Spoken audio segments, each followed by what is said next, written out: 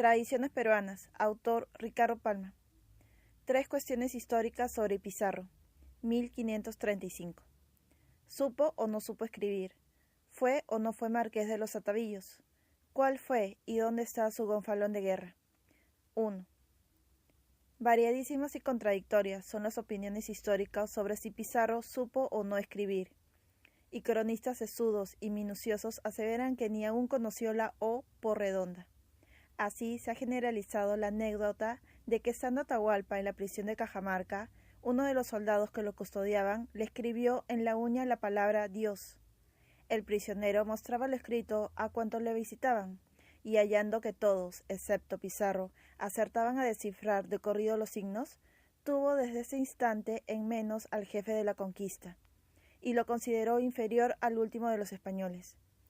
Deducen de aquí malignos o apasionados escritores que don Francisco se sintió lastimado en su amor propio, y que por tan pueril quisquilla se vengó del Inca, haciéndolo degollar.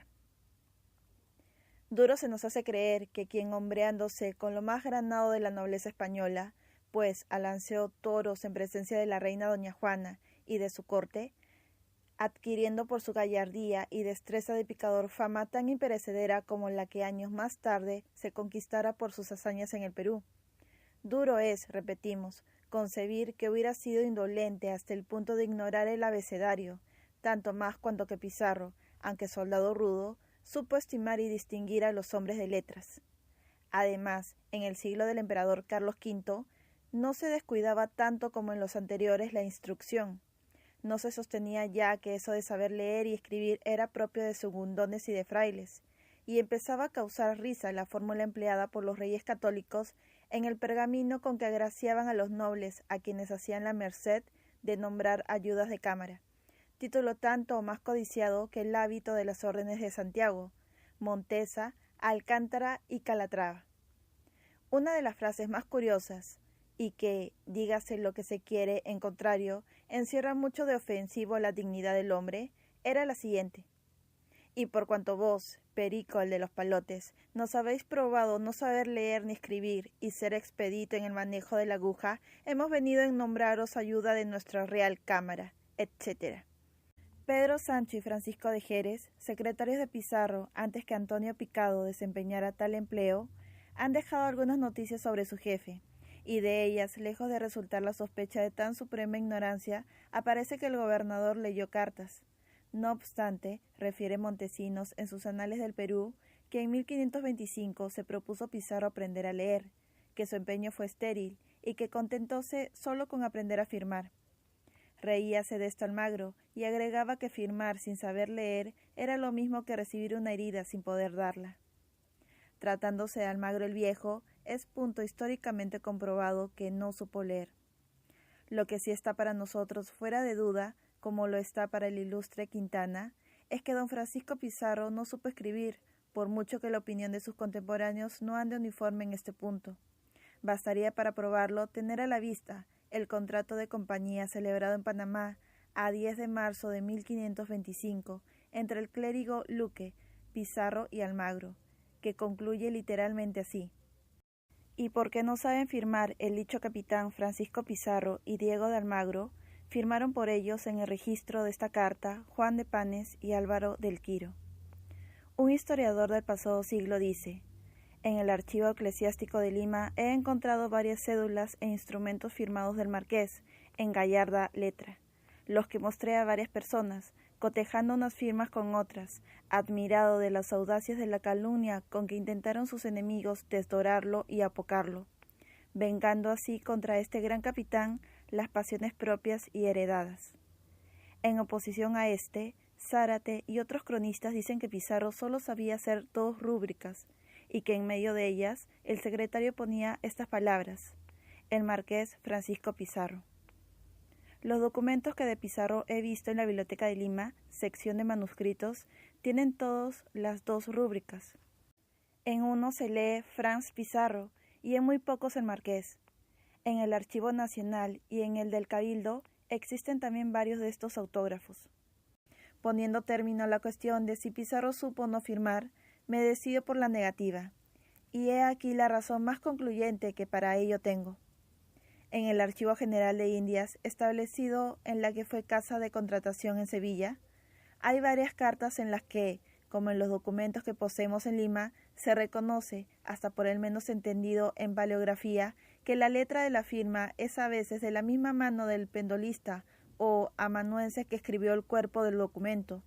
Pero si la duda cupiese, añade un distinguido escritor bonaerense, don Vicente Quesada, que en 1874 visitó el Archivo de Indias, he visto en una información en la cual Pizarro declara como testigo que el escribano da fe de que, después de prestada la declaración, la señaló con las señas que acostumbra hacer, mientras que da fe en otras declaraciones de que los testigos las firman a su presencia.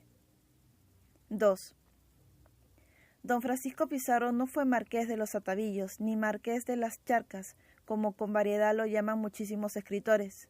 No hay documento oficial alguno con que se pueden comprobar estos títulos, ni el mismo Pizarro, en el encabecimiento de órdenes y bandos, usó otro dictado que el marqués. En apoyo de nuestra creencia, citaremos las palabras de Gonzalo Pizarro, cuando, prisionero de Gasca, lo reconvino por su rebeldía e ingratitud para con el rey, que tanto había distinguido y honrado a don Francisco. La merced que su majestad hizo a mi hermano fue solamente el título y nombre de marqués, sin darle estado alguno, y si no, dígame cuál es. El blasón y armas del marqués Pizarro era el siguiente: escudo puesto a mantel, en la primera parte en oro, águila negra, columnas y aguas, y en rojo castillo de oro, orla de 8 lobos en oro. En la segunda parte, puesto a mantel en rojo, castillo de oro con una corona, y en plata león rojo con una F, y debajo en plata león rojo, en la parte baja campo de plata 11 cabezas de indios, y la del medio coronada.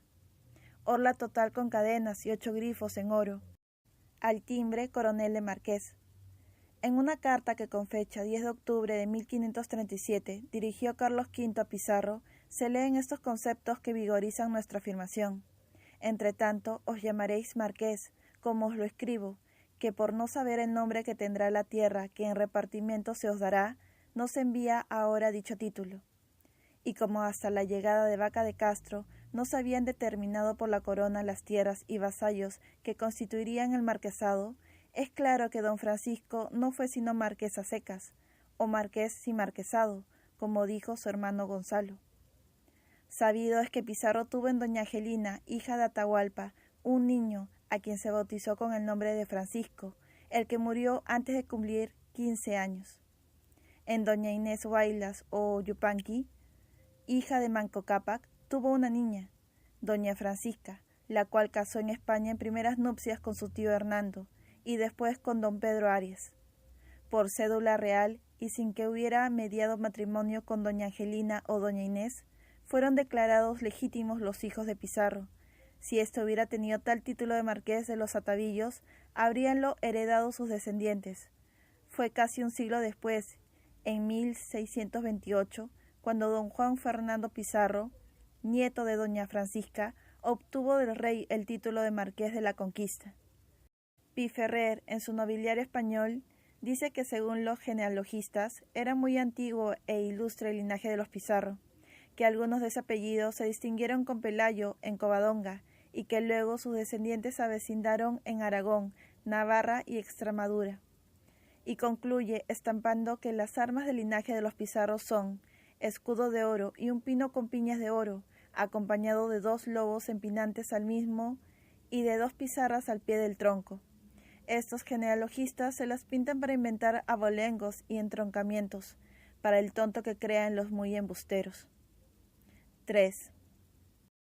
Acerca de la bandera de Pizarro hay también un error que me propongo desvanecer. Jurada en 1821 la independencia del Perú, el Cabildo de Lima pasó al generalísimo don José de San Martín un oficio, por el cual la ciudad le hacía el obsequio del estandarte de Pizarro. Poco antes de morir en Boloña, este prohombre de la Revolución Americana hizo testamento, devolviendo a Lima la obsequiada bandera. En efecto, los albaceas hicieron formal entrega de la preciosa reliquia a nuestro representante París, y éste cuidó de remitirla al gobierno del Perú en una caja muy bien acondicionada. Fue esto en los días de la fugaz administración del general Peset, y entonces tuvimos ocasión de ver el clásico estandarte depositado en uno de los salones del Ministerio de Relaciones Exteriores. A la caída de este gobierno, el 6 de noviembre de 1865, el populacho saqueó varias de las oficinas de Palacio y desapareció la bandera, que acaso fue despedazada por algún rabioso demagogo, que se imaginaría ver en ella un comprobante de las calumnias que, por entonces, inventó el espíritu de partido para derrocar al presidente Peset, vencedor en los campos de Junín y Ayacucho, y a quien acusaban sus enemigos políticos de convivencias criminales con España, para someter nuevamente el país al yugo de la antigua metrópoli.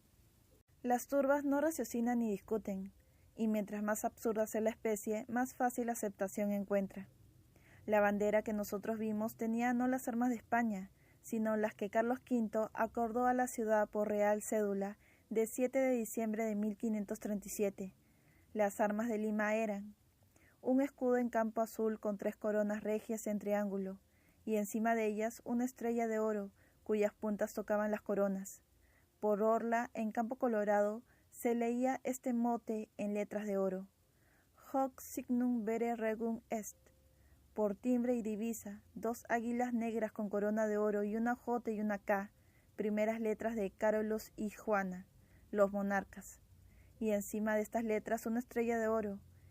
Esta bandera era la que el alférez real, por juro de heredad, paseaba el día 5 de enero en las procesiones de Corpus y Santa Rosa, proclamación de soberano y otros actos de igual solemnidad. El pueblo de Lima dio impropiamente en llamar a ese estandarte la bandera de Pizarro, y sin examen aceptó que ese fue el pendón de guerra que los españoles trajeron para la conquista, y pasando sin refutarse de generación en generación, el error se hizo tradicional e histórico. Ocupémonos ahora del verdadero estandarte de Pizarro. Después del suplicio de Atahualpa, se encaminó al Cusco don Francisco Pizarro, y creemos que fue el 16 de noviembre de 1533 cuando verificó su entrada triunfal en la augusta capital de los Incas. El estandarte que en esa ocasión llevaba su alférez Jerónimo de Aliaga era de la forma que la gente de iglesia llama gonfalón. En una de sus caras de damasco color grana estaban bordadas las armas de Carlos V, y en la opuesta, que era de color blanco según unos, o amarillo según otros, se veía pintado al apóstol Santiago en actitud de combate, sobre un caballo blanco, con escudo o coraza y casco de plumeros o airones, luciendo cruz roja en el pecho y una espada en la mano derecha. Cuando Pizarro salió del Cusco para pasar al valle de Jauja y fundar la ciudad de Lima, no lo hizo en son de guerra, y dejó depositada su bandera o gonfalón en el Templo del Sol, convertido ya en catedral cristiana. Durante las luchas civiles de los conquistadores, ni almagristas, ni gonzalistas, ni gironistas, ni realistas se atrevieron a llevarlo a los combates, y permaneció como objeto sagrado en un altar. Allí, en 1825, un mes después de la batalla de Ayacucho, lo encontró el general Sucre. Este lo envió a Bogotá, y el gobierno inmediatamente lo remitió a Bolívar, quien lo regaló a la Municipalidad de Caracas, donde actualmente se conserva. Ignoramos si 3 siglos y medio de fecha habrán bastado para convertir en hilachas el emblema marcial de la conquista.